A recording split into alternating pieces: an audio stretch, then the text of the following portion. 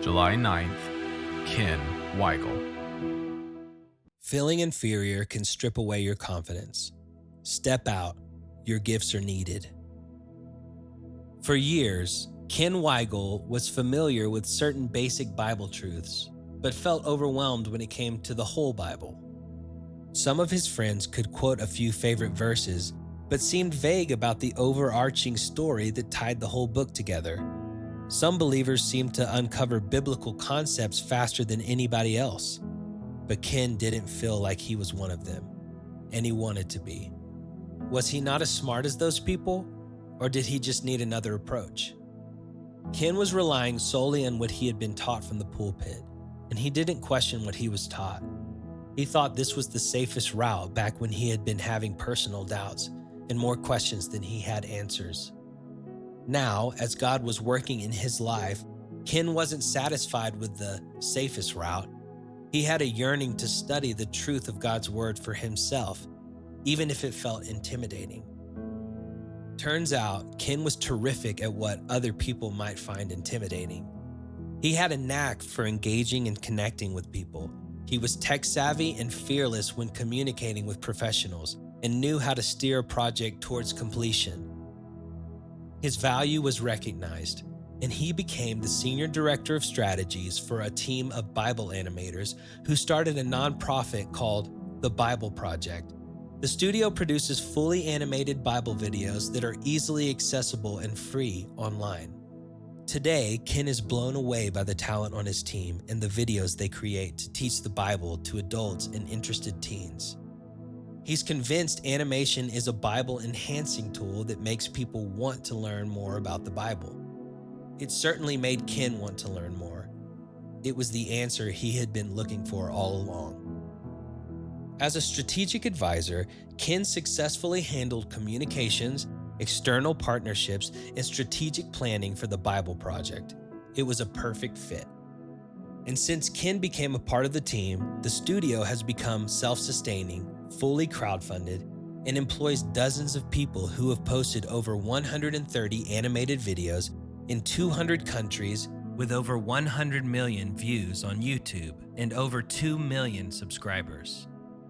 Ken's faithful servant heart has made him an irreplaceable part of his team. He doesn't wonder anymore if he has what it takes to understand all that there is in God's Word.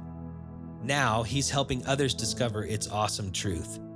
Statistics reveal that the project's viewers are 65% young men who are being exposed to the Bible with beautiful, intelligent, and challenging animations that draw them toward a personal relationship with Jesus Christ.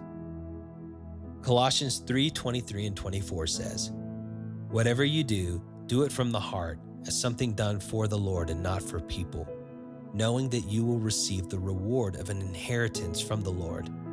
You serve the Lord Christ." Feeling inferior can strip away your confidence. Step out. Your gifts are needed. Where can you use them?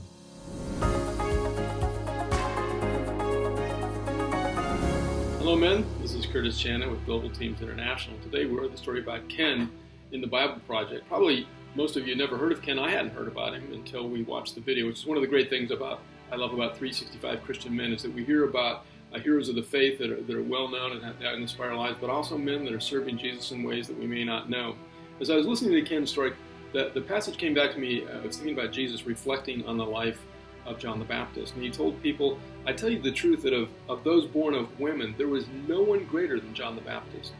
Yet," Jesus said, "the one who is least in the kingdom of heaven is greater than he." The one who is least is greater than John the Baptist. I'm convinced that the economy of heaven is so crazy, we're going to get to heaven and just be shocked at the way things are very, very different than the way we honor things here on earth. That those that are lightly esteemed here will be highly esteemed in heaven and given great reward.